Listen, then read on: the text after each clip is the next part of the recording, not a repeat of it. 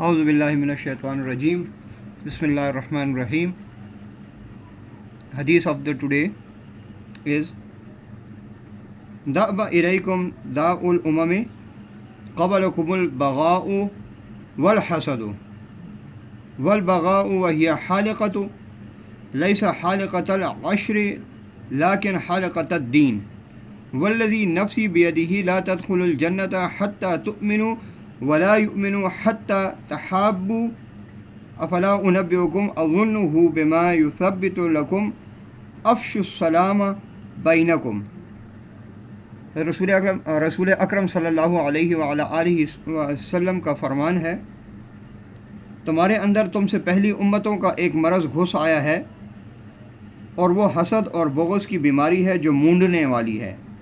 میں یہ نہیں کہتا کہ سر کے بال مونڈنے والی ہے بلکہ دین مونڈنے والی ہے. قسم ہے اس ذات کی جس کے ہاتھ میں میری جان ہے، تم لوگ جنت میں نہیں داخل ہوگے جب تک کہ ایمان نہ لے آؤ، اور مومن نہیں ہو سکتے یہاں تک کہ آپس میں محبت نہ کرنے لگو. اور کیا تمہیں ایسی بات نہ بتا دوں جس سے تمہارے درمیان محبت قائم ہو؟ تم آپس میں سلام کو پھیلایا کرو. یہ ترمذی شریف کی حدیث ہے. تو اللہ تعالی ہمیں توفیق دے کہ ہم آپس میں جب بھی ملاقات کریں تو ایک دوسرے کو سلام کیا کریں. السلام علیکم ورحمۃ اللہ وبرکاتہ. I say you welcome in the series of my lectures. Our today's lecture is about the marrying against during the lifetime of the husband or wife, and that has been taken from the Pakistan Penal Code 1860. If a husband or wife makes another marriage with someone else within their lifespan is an offense according to PPC, and whoever do so shall be liable for the punishment. جو marital tie ہے، جو معاہدہ نکاح ہے، اس کو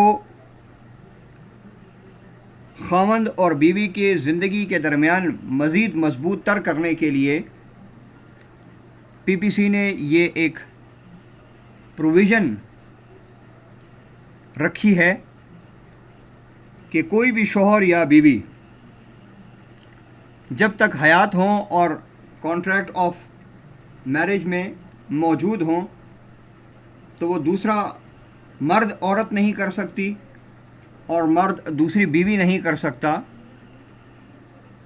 اور اگر کوئی ایسا کرے گا تو اس کو باقاعدہ سے سزا ملے گی. یہ آپ کو سننے میں عجیب لگ رہا ہوگا، آگے چلتے ہیں تو انشاءاللہ زیادہ وضاحت ہو جائے گی.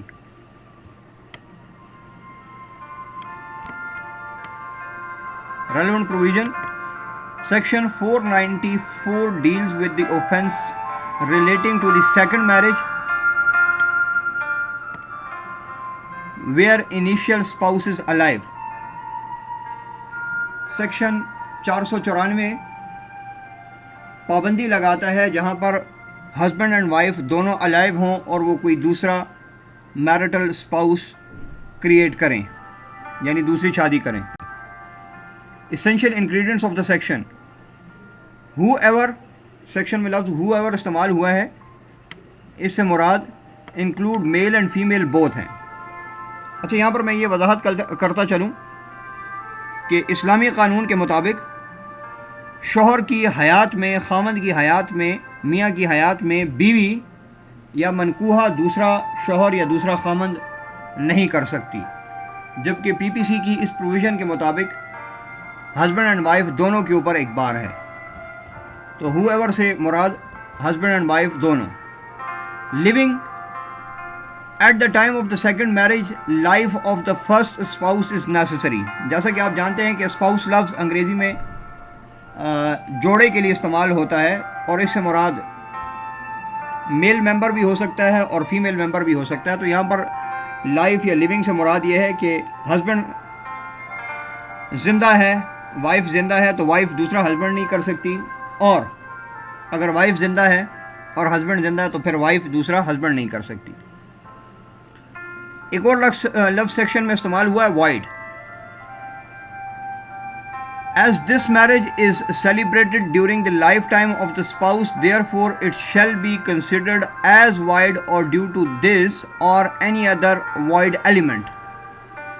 تو اب یہ سیکنڈ میرج جو ہوئی، ہسبینڈ نے سیکنڈ میرج کی یا وائف نے سیکنڈ میرج کی، تو اس کو باطل قرار دیا جائے گا، اس کو وائڈ ڈکلیئر کیا جائے گا، چونکہ یہ فرسٹ اسپاؤس کی لائف سپین میں ہوا، پہلے جو جوڑا تھا اس کی زندگی میں ہوا.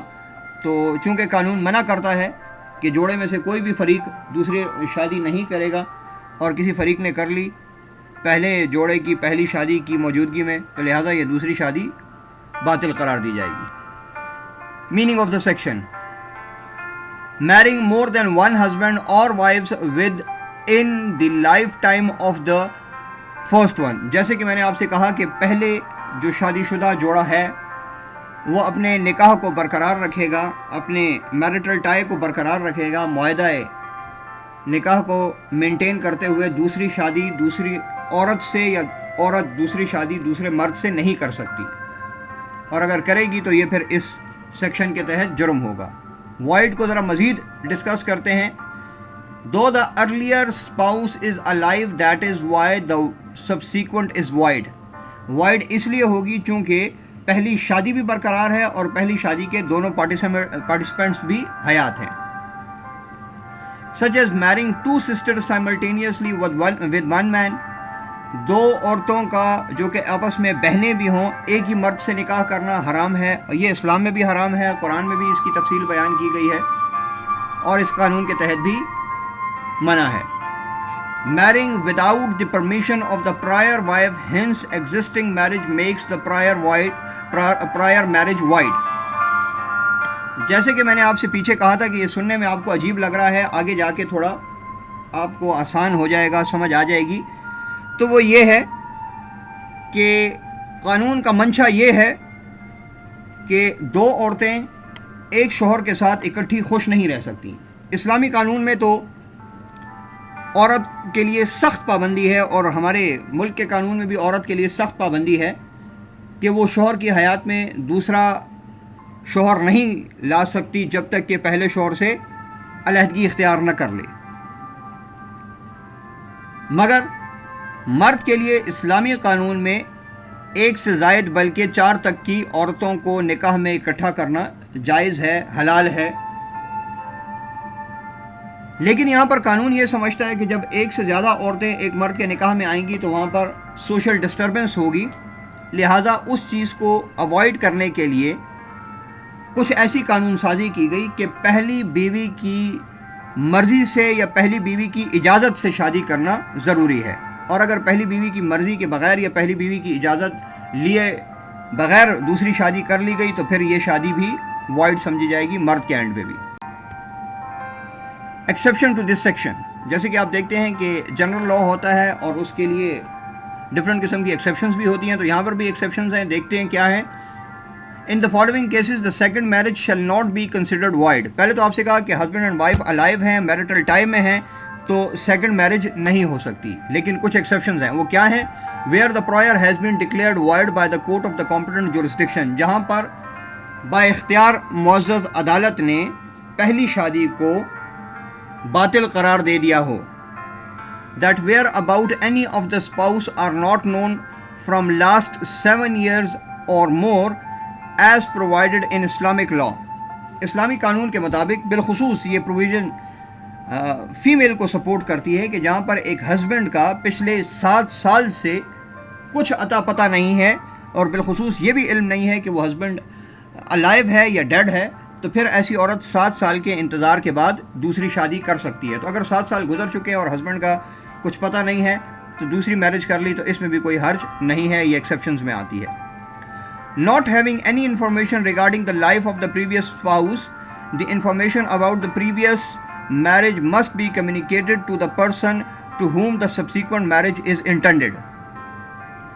گو کہ پچھلے 7 سال یا اس سے زیادہ عرصے سے شوہر کا یا اسپاؤس کا کچھ عطا پتہ نہیں ہے، اور یہاں پر یہ اسپاؤس سیکنڈ میرج کرنا چاہتا ہے یا چاہتی ہے، تو اس کو اجازت تو ہے، مگر جس نئے پارٹیسپینٹ سے میرج کی جا رہی ہے اس کو اپنی پرانی شادی کے بارے میں اطلاع دینی اور یہ انفارمیشن بھی دینی کہ پچھلے اسپاؤس کا پچھلے 7 سال یا عرصہ دراز سے علم نہ ہے، بتانا ضروری ہے. اگر نہیں بتائیں گے تو پھر بھی یہ قابل سزا جرم ہے.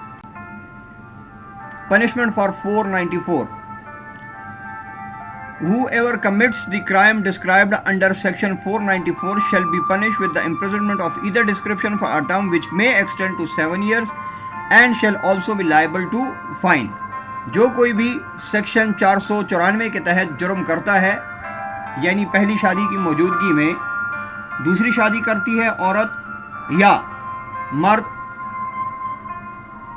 پہلی بیوی کو بغیر بتائے دوسری شادی کر رہا ہے اور اسے اجازت نہیں لے رہا، اس کا بھی ایک علیحدہ طریقہ کار ہے. لیکن اس وقت سیکشن کو سمجھنے کے لیے آپ یہ سمجھ لیجئے کہ 7 سال تک کی سزا ہو سکتی ہے اور ساتھ میں جرمانہ بھی ہو سکتا ہے. Conclusion. This is a bailable offense and may either be tried by magistrate 1. اب تو خیر میجسٹریٹ فرسٹ کلاس ہی ہوتے ہیں سارے، اور by ASJ. ASJ stands for additional session جج.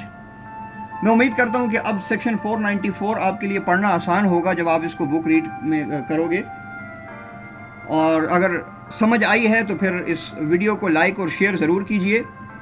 اگر کسی پوائنٹ کی سمجھ نہیں آئی تو کمنٹ کر کے آپ پوچھ سکتے ہیں، اور اگر چینل پہ نئے ہیں تو چینل کو سبسکرائب کر کے بیل نوٹیفیکیشن پریس رکھیں، کیونکہ بہت ساری ویڈیوز یہاں پر آپ کے ایجوکیشن سے اور آپ کے ریلیونٹ نالج کے حوالے سے موجود ہیں، اور بہت ساری ابھی زیر تجویز ہیں، زیر کار ہیں، ان کے اوپر کام ہو رہا ہے، آ رہی ہیں انشاءاللہ.